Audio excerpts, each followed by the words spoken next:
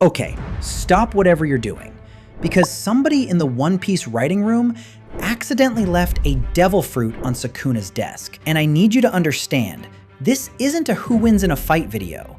This is a eulogy for every living thing in both universes. The #1 consequence on this list broke my brain for 3 days.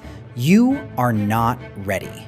Before we blow up both worlds, we need to establish the rules. So here's the scenario. A dimensional rift opens between the JJK universe and the One Piece universe. Don't ask me how. The point is, a devil fruit rolls through that rift and lands right in front of Ryomen Sukuna, the king of curses. Now here's the first question. Does Sukuna even eat it? Because bro literally needed a 15-year-old kid as a vessel. He's picky. But cursed energy runs on the concept of negative human emotions: fear, hatred, malice. A devil fruit is pure power sitting in front of the most malicious entity ever written. You already know he's eating it. The real question is, which fruit does he eat? And that is where this video goes from insane to actually terrifying. If you already know which fruit I picked and you think it's wrong, subscribe right now so you can come scream at me in the comments. Let's get into it. Now I know what you're thinking.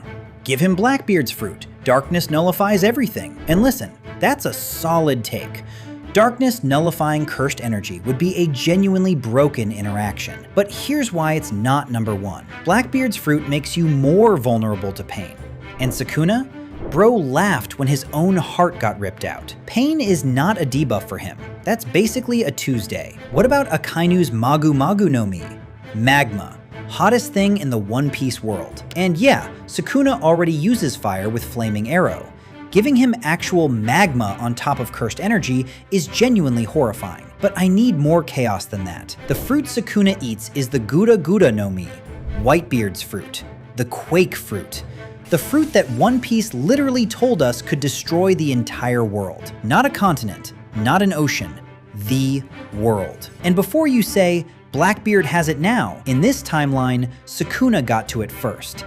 Blackbeard stays fraudulent. Sorry, not sorry. Let me remind you what this fruit does in the hands of a dying old man with half his face blown off.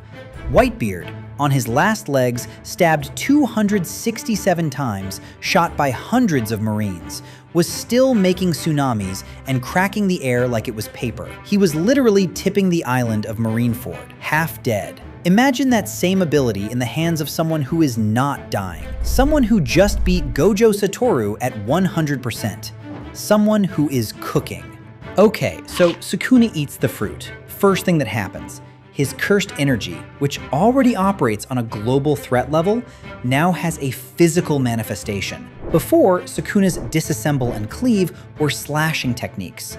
They cut, they destroy. But now, every slash has a quake attached to it. Every single attack creates a shockwave that propagates through the air, the ground, the ocean. There is no safe distance anymore. Remember when Sukuna used disassemble and it looked like the air itself was being sliced? Now, every one of those slashes sends a quake rippling outward at the speed of sound. You can't run.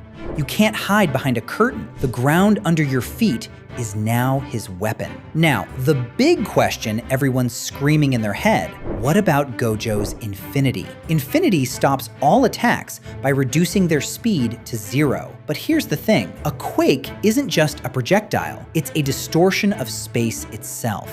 Whitebeard cracked the air, not objects in the air.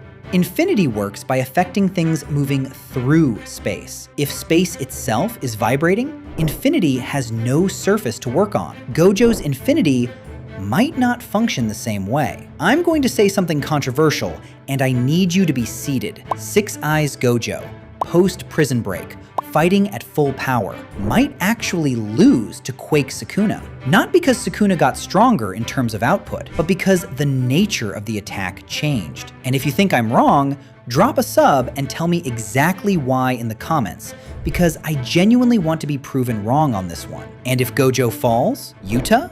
Bro is literally just a Gojo copy with extra steps. Cooked. Hikari? Immortality is cool until the ground under your feet gets quake blitzed into the stratosphere. Also cooked. The entire Jujutsu world? Done in an afternoon. Sukuna doesn't even need to try. He could sneeze and cause a 9.0 magnitude event. Now the JJK world is rubble. So Sukuna steps through the rift, into the Grand Line, into a world that has been hyping up its strongest characters for 25 years. And I need every One Piece fan to understand something right now. This world is cooked in a completely different way. Not because the characters are weaker, but because there are more of them, spread across entire oceans. And Sukuna has a fruit that operates at planetary scale. The Marines detect a new presence in the New World. Akainu, Fleet Admiral, Magma Man, Absolute Justice guy, sends a fleet against Sukuna. I don't even need to explain what happens next.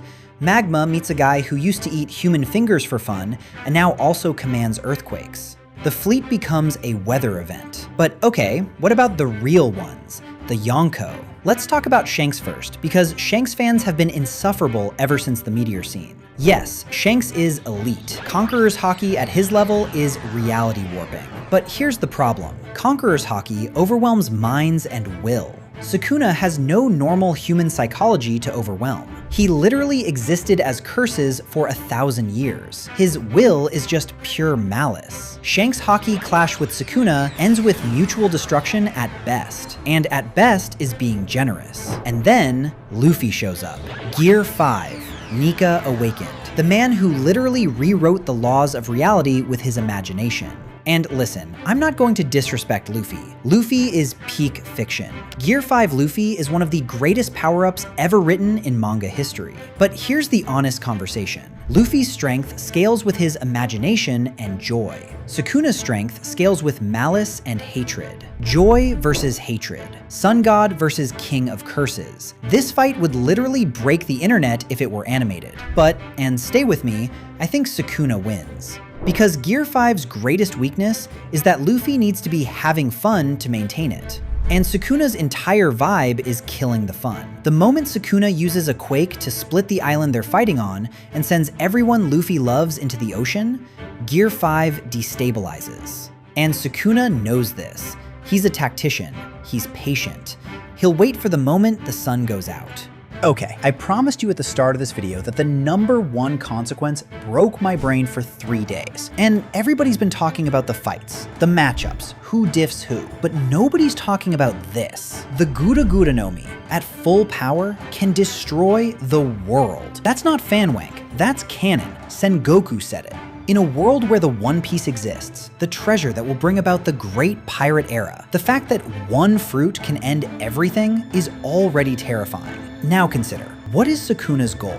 In JJK canon, Sukuna's endgame is essentially the annihilation of humanity. He doesn't want to rule, he wants to erase. Sukuna with the Gura no Mi doesn't want a throne. He doesn't want the One Piece. He doesn't want to be king of the pirates. And then he destroys the Red Line. He destroys the Grand Line. He shatters the All Blue. He doesn't conquer the world, he removes it. Not as a villain monologue, quietly, without a speech. Because Sukuna doesn't perform, he just does. Every pirate, every marine, every Yonko, every revolutionary, all of them spent their entire lives fighting over a world that Sukuna ended on a slow Tuesday. The Void Century, Emu's Plane, Joy Boy's legacy, none of it matters. The One Piece is found at the bottom of a quake-split ocean that no longer exists. That's the #1 consequence. It's not a fight, it's not a rivalry, it's a deletion. 2 words, game over.